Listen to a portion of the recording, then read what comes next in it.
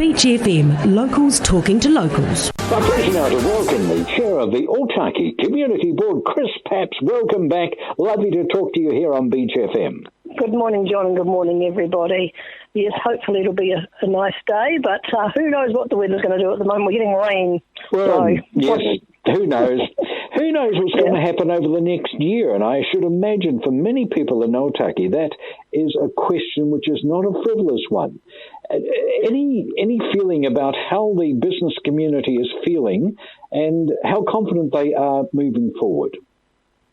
Well, most of them have started reopening now, and I've noticed the cafes have been very, very busy. I was having a chat to Janine at Ribstone Caf, and she said they're starting to really pick up again now. She's now catering again at the RSA, and I was there on Friday night. Admittedly, they weren't allowed to have more than 100 people there, but there were a few there, and we all ate there, and it was a really nice feeling because they're doing the renovations, of course, which will really smarten the place up. Yes. And it's bright and breezy now. It's looking really fantastic.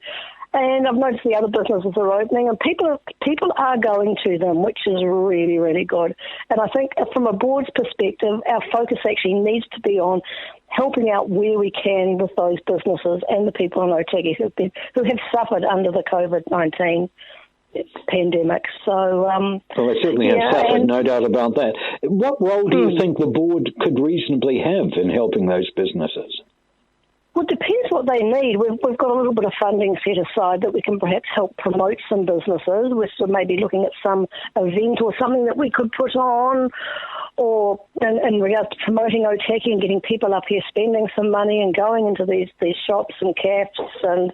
And it's a wee way off yet, and we've all got to get our collective heads together around the board and just see where we're going and what we can actually do.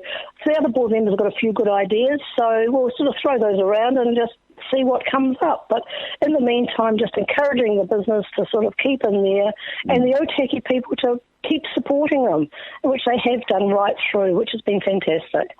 Excellent. Yes, buy local, support local, no doubt about that. A very interesting innovation coming up, I believe, around about the middle of June, that the Otaki Yard is launching. I was all set to have a whole series of interviews with Nate Cornish, who is the manager of this new venture. But, of course, with COVID-19 intervening, that all came to naught. I might see if I can chase up Nate again. But this is an exciting thing. This is in the Caltex service station lot, isn't it? Yes, and that will be an exciting site once it's up and running.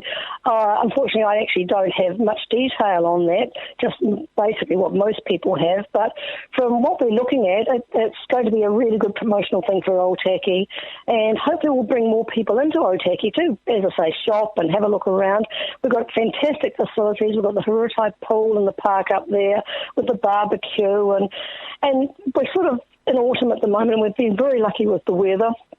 So people have been out and about, and hopefully the weather will hold, and we will still get people going to these facilities. The pool's opened up again, albeit limited, but it's getting people through the doors, and the schools are back, so that the kids are all going to want to go swimming and everything. So as I say, we're getting people out now, and we'll just see how it goes, and hopefully we'll be back to a more normal in the next few weeks, or a month at least anyway.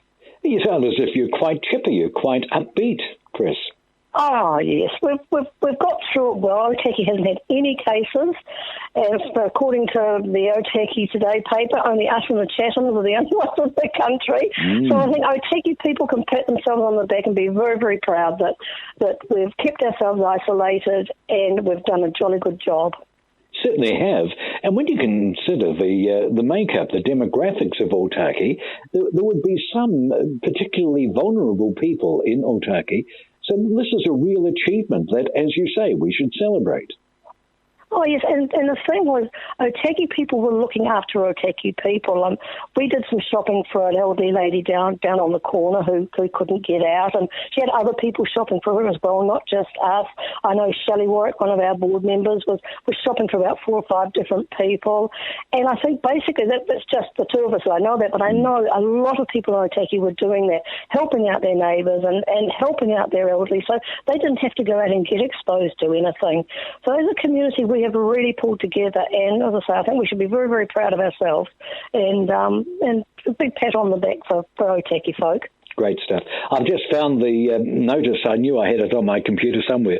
The Otaki Yard Family Markets will launch on Saturday the 13th of June, featuring the best local artisan products, an array of delicious food trucks, passionate growers, crafters, makers and bakers. That sounds all right. I think we've got something to do on the 13th of June, Chris. Absolutely, I'll definitely be down there and having a look at it. And also, the good thing is, because it's a Saturday, it doesn't clash with the ladies' Sunday market. Oh, no. So we're actually really fortunate now. We're going to have a Saturday market and a Sunday market. So how's that little old Otaki? Doing well. Lovely to hear you. Absolutely. Thank you so much for your company, Chris Papps. It's always appreciated here at Beach FM. Okay, thank you, John. 106.3 Beach FM.